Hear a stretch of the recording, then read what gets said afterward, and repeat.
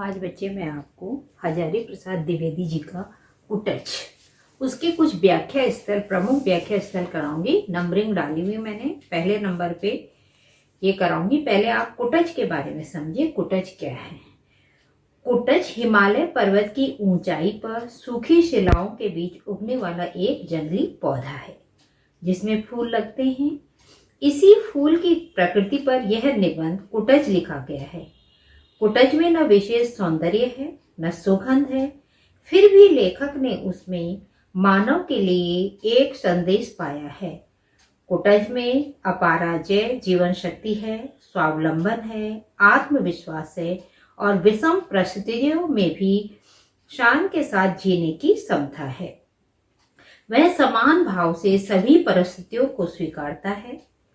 ठीक है, तो आज मैं उसकी प्रमुख व्याख्या स्थलों के बारे में बता रही हूँ। तो सबसे पहले जो मैंने व्याख्या स्थल लिया है वो है कि नाम का महत्व बताया गया। इसमें नाम इसलिए बड़ा नहीं कि वह नाम है, वह इसलिए बड़ा होता है कि उसे सामाजिक स्वीकृति मिली होती है। और बेटे इसमें ये प्रश्न उठता है, अभी व्याख्या जब हम करेंगे कि प्रश्न उठता है कि रूप बड़ा है या नाम, पर लेखक का मानना है कि नाम के बिना उसका मन नहीं मानता।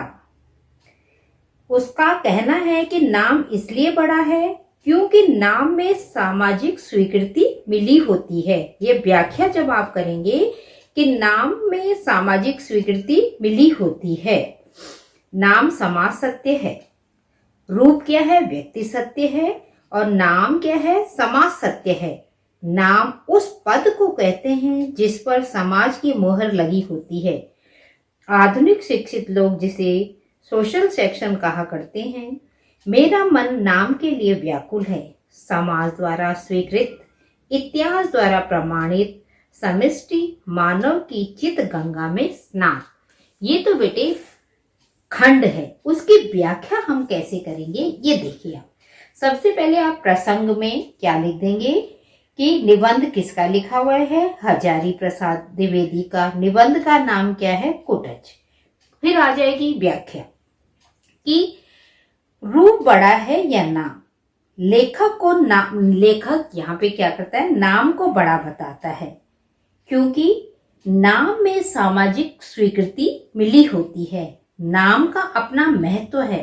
रूप तो व्यक्ति सत्य है, रूप का संबंध केवल व्यक्ति तक सीमित है, परंतु नाम जो है वो समाज से नाम को क्या होती है? मान्यता प्रदान की जाती है। आधुनिक युग इसी को सोशल सेक्शन कहते हैं। ठीक है, इसी कारण नाम का महत्व होता है। लेखक भी इस वृक्ष का वह नाम जानना चाहता है जिसे समय ने स्वीकार किया हो तथा इतिहास ने प्रमाणित किया हो। यह नाम लोगों के मन में समाया हुआ होना चाहिए। अब देखिए बेटे, इस गद्य खंड में लेखक क्या कर रहा है? नाम के महत्व को महत्वपूर्ण बताता है, नाम के महत्व को दर्शाता है। क्योंकि दूसरा विशेष में अगर लिखेंगे कि लेखक नाम को सामाजिक, लेखक का मानना है कि नाम सामाजिक स्वीकृति के लिए आवश्यक है। लेखक ने यहाँ पे तर्कपूर्ण शैली अपनाई है। अब देखो, जब बेटे आप 10th में होते हो या 9th में होते हो तो जब आपके फॉर्म भरे जाते हैं तो नाम का बड़ा महत्व है। अगर नाम आपका गलत हो जाए तो आपकी जो मार्कशीट है, जो सर्टिफिकेट है, वो भी क्या हो जाता है? वहां पे माना ही नहीं जाता ये आपका है। या मदर फादर का नाम भी अगर आपका गलत हो जाता है तो वो माना नहीं जाता, क्योंकि वही नाम होना चाहिए, फादर का वही नाम होना चाहिए आपके सर्टिफिकेट में, आपकी मार्कशीट में, जो आपके पापा का ओरिजिनल नाम है और आपका। तो क्योंकि नाम का महत्व है, रूप का महत्व नहीं है, तो नाम से ही जाना जाता है व्यक्ति कि ये एक नाम के अनेक व्यक्ति हो सकते हैं, परंतु उसकी पहचान किससे होती है? उसके पेरेंट्स से, और उन्हें सामाजिक स्वीकृति प्रदान होती है। तो इसलिए लेखक ने यहाँ पे माना है कि नाम जो है वो महत्वपूर्ण स्थान रखता है। ऐसे ही बेटे अब मैं आपको 3-3, 4-4 मतलब हर चैप्टर के व्याख्या स्थल कराती रहूँगी कि कौन कौन से ज़्यादा आते हैं।